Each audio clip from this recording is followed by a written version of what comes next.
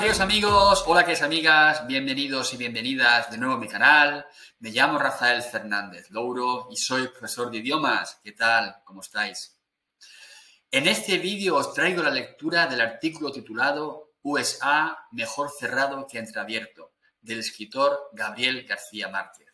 Espero que os guste. ¡Vamos allá! USA mejor cerrado que entreabierto. Un artículo de Gabriel García Márquez.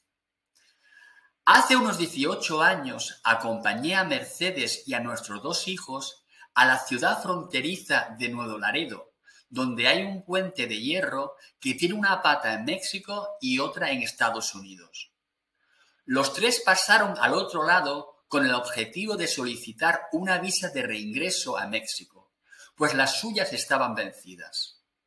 La mía también lo estaba, por supuesto, pero yo no podía acompañarles al otro lado, porque Estados Unidos me negó inclusive un permiso simple de 3 horas para atravesar el puente. El paso de gente en ambos sentidos era constante y numeroso. Como en casi todas las fronteras del mundo, hay muchos que viven en un lado y trabajan en el otro, de modo que son conocidos de los funcionarios de ambos lados y ni siquiera les exigen una identificación.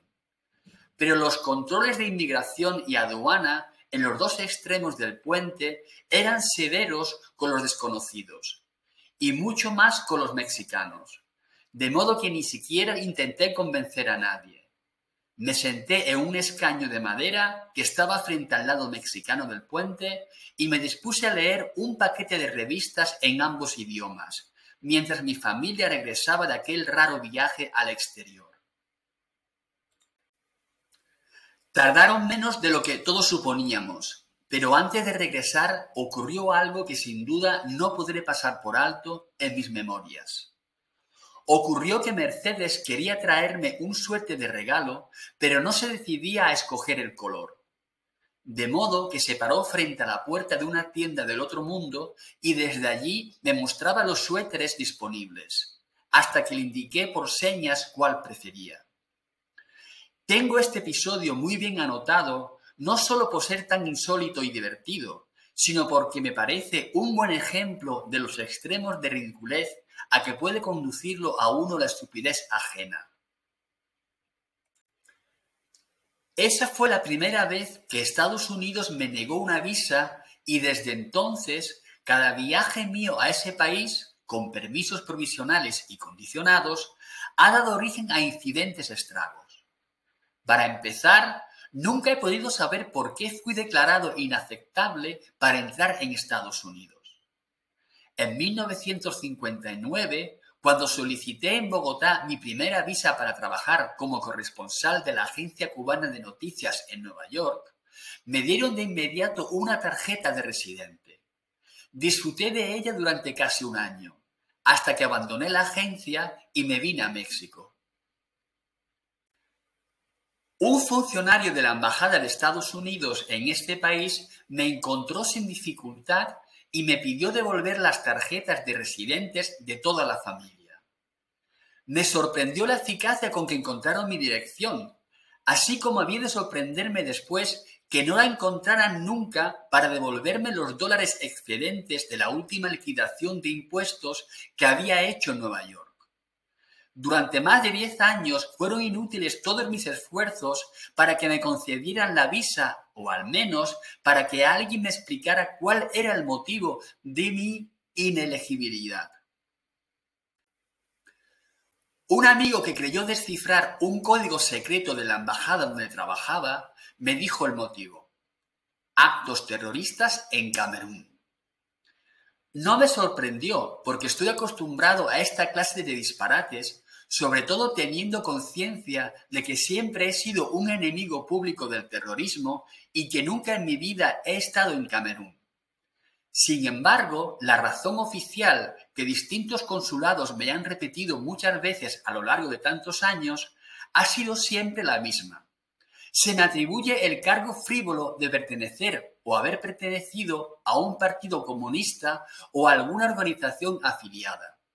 Podría ser cierto Y no tendría nada de qué arrepentirme, pero el caso es que no lo es. Nunca he pertenecido a ningún partido de ninguna clase. La primera vez que aceptaron darme una visa de una semana y circunscrita a la isla de Manhattan fue en 1971, cuando la Universidad de Columbia de Nueva York me ofreció el grado de doctor honoris causa en letras. Mi alegría de volver a Nueva York se ensombreció mucho por otro incidente tan divertido como lamentable.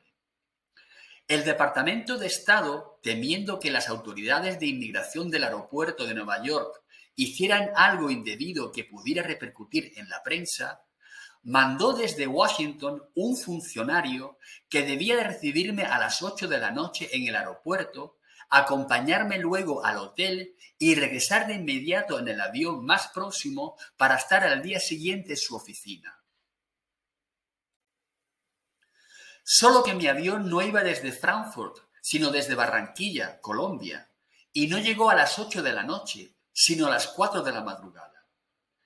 Encontré al pobre hombre muerto de hambre y de sueño, después de haber leído casi 3 veces durante la espera una versión inglesa de El coronel no tiene quien le escriba. Lo había conseguido al menos para saber quién era y qué había escrito el hombre que iba a recibir en el aeropuerto. Al amanecer, cuando me dejó en el hotel, quise ponerle un autógrafo en el libro, pero él me confesó avergonzado que era de una biblioteca circulante y no se podía escribir nada en sus páginas. Salió disparado tratando de alcanzar un avión del Alba que le permitiera estar a tiempo en su oficina y me dejó con el mal sabor de haberle estropeado una noche completa a un pobre empleado público mal pagado y sin ningún sentido del humor, y que no tenía nada que ver con la invencibilidad de los burócratas que no se atrevían a concederme la visa completa ni a negármela completa. Una de las cosas que me gustan menos de los gringos es su conciencia de pecadores. Viven enredados con ella. Y donde más se nota es, por cierto, en este problema que ellos mismos se han creado con sus visas a escritores y artistas latinoamericanos. Tengo incontables amigos cuya entrada les ha sido prohibida en Estados Unidos. Invitado perpetuo de las universidades y otros organismos culturales norteamericanos, Julio Cortázar tiene que someterse a toda clase de vueltas cada vez que quiere cumplir un compromiso en ese país.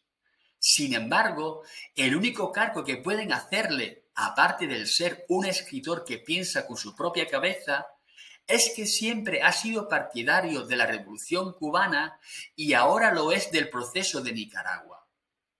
Carlos Fuentes, cuyas ideas políticas las proclama él mismo cada vez que puede, aún dentro de Estados Unidos, es un ilegible a quien le conceden un permiso provisional muy limitado.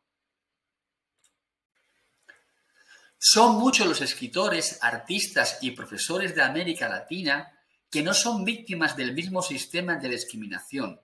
Es decir, se nos permite la entrada a Estados Unidos cuando vamos a prestar algún servicio. Si no, nos la niega con el argumento redimido de los vínculos comunistas.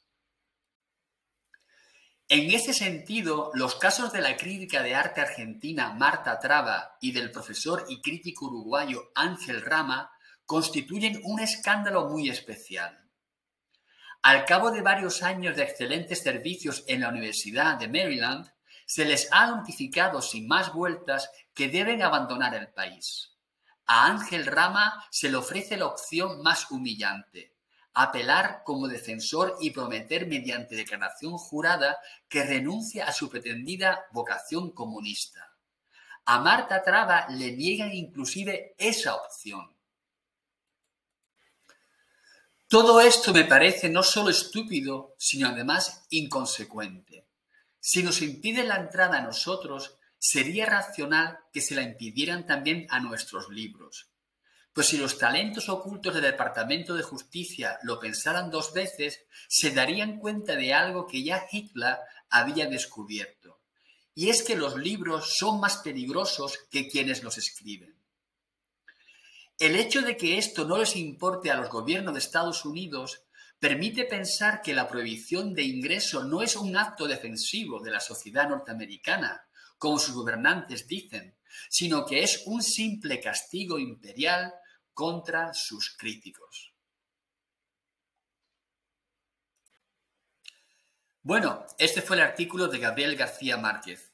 Lo podéis leer a través del enlace que encontráis debajo del vídeo. Esto fue todo. Espero que os haya gustado. Viva la libertad de expresión y viva la libertad de movimiento. Cuidad mucho. Hasta el próximo vídeo. Chao. Adiós.